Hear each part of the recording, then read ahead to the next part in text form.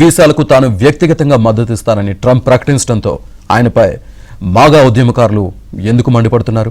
స్థానిక ఉద్యమకారులు ట్రంప్కు స్వేచ్ఛ లేకుండా చేస్తున్నారా?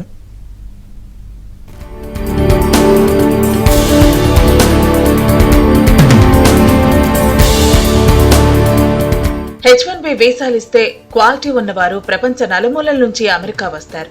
వెయిటర్స్ నుంచి వైన్ తయారు చేసే వారి వరకు నైపుణ్యం ఉన్నవారు రావాలి అంటే H1B వీసా ఉండాల్సిందేనన్న ట్రంప్ పై మాగా ఉద్యమకారులు విరుచుకుపడ్డారు. అమెరికాలో వేలాది ఉగ్రవాదులున్నారని చెప్పుకొచ్చారు డొనాల్డ్ ట్రంప్.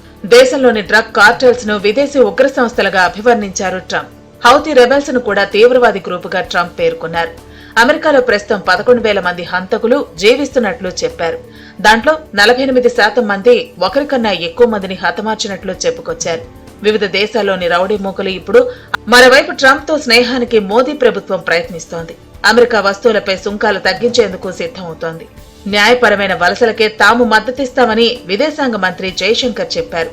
సరైన పత్రాలు లేకుండా వలస వెళ్లే భారతీయులను చట్టబద్దంగా తిరిగి స్వదేశానికి రప్పించేందుకు సిద్ధంగా ఉన్నామన్నారు. అక్రమ రవాణా, అక్రమ వలసలను తీవ్రంగా వ్యతిరేకిస్తామని భారత్ స్పష్టం చేసింది. 18,000 మంది అక్రమ వలసదారులు భారత్ రాబోతున్నారు.